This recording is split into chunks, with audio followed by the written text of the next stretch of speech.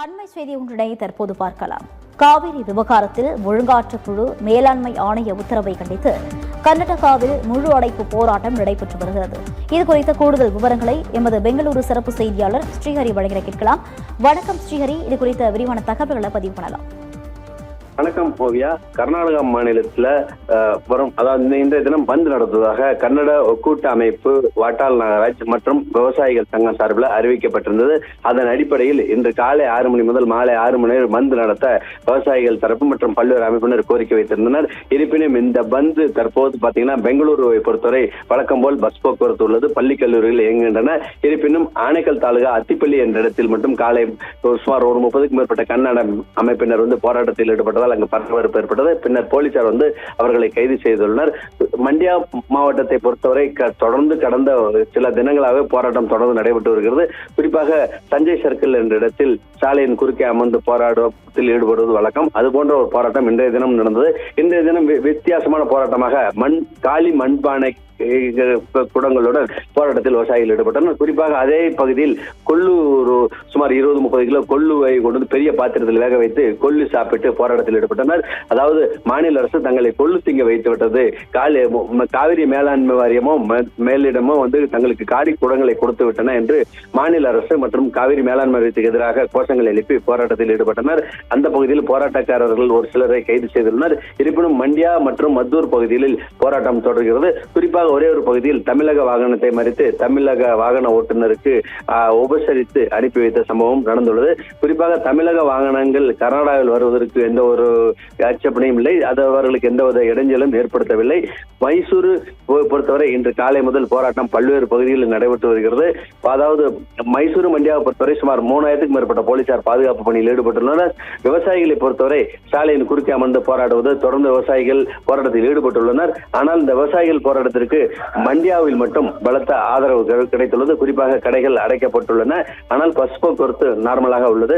இதே போல் இந்த மைசூரிலிருந்து தமிழகத்துக்கு செல்லும் வாகனங்களுக்கு எந்தவித இடைஞ்சலும் ஏற்படுத்தவில்லை. தொடர்ந்து விவசாயிகள் அமைதியான முறையில் தான் போராட்டம் ஈடுபடுகிறார்கள். இவர்களது கோரிக்கை என்னவென்று பார்த்தால், எக்காரணம் கொண்டும் தமிழகத்துக்கு தண்ணீர் திறந்துவிடக் கூடாது, தற்போது இருக்கும் நீர் கர்நாடகத்துக்கே போதுமானதாக இல்லை என்று கோரிய போராட்டத்தில் ஈடுபட்டுள்ளனர். குறிப்பாக இன்றைய தினம் பார்த்தீங்கன்னா கிருஷ்ணராஜ சாகர் அணைக்கு நீர்வரத்து குறைந்துள்ளது.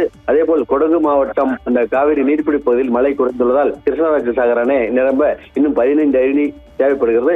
அந்த அணை நிரம்புமா என்று தெரியவில்லை. இதனை தொடர்ந்து தான் விவசாயிகள் தற்போதுள்ள நீர் குடிநீருக்கு தான் போதுமானதாக உள்ளது, அதனால் உடனடியாக மேகதாட்டு என்ற இடத்தில் அணையை கட்ட வேண்டும், தமிழகத்திற்கு தற்போதைய சூழலில் தண்ணீர் திறந்துவிடக் கூடாது என்று போராட்டக்காரர்கள் கோஷங்களை எழுப்பி போராட்டத்தில் ஈடுபட்டு வருகின்றனர். பல்வேறு பகுதிகளில் போலீசார் அவர்களை கைது செய்து அழைத்து செல்லும் சம்பவங்களும் தொடர்ந்து நடைபெற்று வருகின்றன. ஓவியா. காவிரி விவகாரத்தில் ஒழுங்காற்று குழு மேலாண்மை ஆணைய உத்தரவை கண்டித்து கர்நாடகாவில் முழு அடைப்பு போராட்டம் நடைபெற்று வருகிறது. அண்மை செய்தியாக பார்த்தோம். இது குறித்த கூடுதல் விவரங்களை எமது பெங்களூரு சிறப்பு செய்தியாளர் ஸ்ரீஹரி வழங்கிட கேட்டோம்.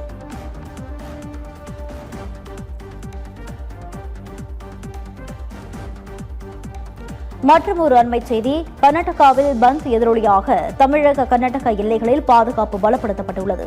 இதுகுறித்த கூடுதல் விவரங்களை எமது செய்தியாளர் மணிகண்டன் வழங்கிட கேட்கலாம். மணிகண்டன் வணக்கம், இது குறித்த விரிவான தகவல்களை பதிவு பண்ணலாம்.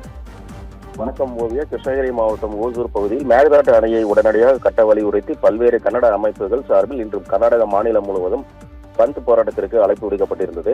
இதையடுத்து தமிழக கர்நாடக எல்லைப் பகுதிகளில் முன்னெச்சரிக்கை நடவடிக்கையாக காவல்துறை பாதுகாப்பு பலப்படுத்தப்பட்டது.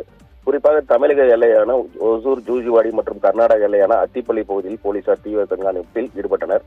பந்த் காரணமாக அத்திப்பள்ளி, சுங்கச்சாவடி மற்றும் சுற்றுவட்டார பகுதிகளில் ஹோட்டல்கள், டீ கடைகள், மதுபான கூடங்கள் உள்ளிட்ட 50க்கும் மேற்பட்ட கடைகள் அடைக்கப்பட்டு போராட்டத்திற்கு ஆதரவு தெரிவிக்கப்பட்டது.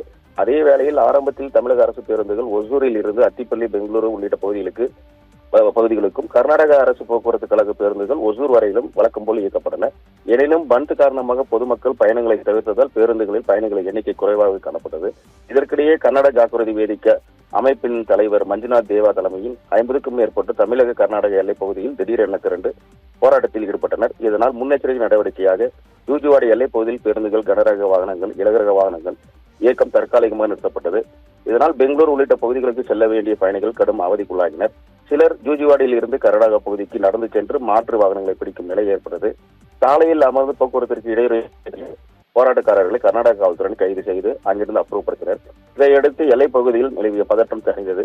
தமிழக கர்நாடகா இடையான போக்குவரத்து மீண்டும் சீரடைந்தது. தற்போது ஜூஜுவாடி வழியாக இரு மாநில அரசு பேருந்துகளும் மற்றும் பிற வாகனங்கள் வழக்கம் போல் இயக்கப்பட்டு வருகின்றன. அசம்பாவிதங்களை தடுக்கும் வகையில் இரு மாநில எல்லைப் பகுதியிலும் போலீசார் தொடர்ந்து பாதுகாப்பு பணியில் ஈடுபட்டு வருகின்றனர். ஓவியா, கர்நாடகாவில் பந்த் எதிரொலியாக தமிழக கர்நாடக எல்லைகளில் பாதுகாப்பு பலப்படுத்தப்பட்டுள்ளது. அண்மை செய்தியாக பார்த்தோம். இது குறித்த விரிவான தகவல்களை எமது செய்தியாளர் மணிகண்டன் வழங்கிட கேட்டோம்.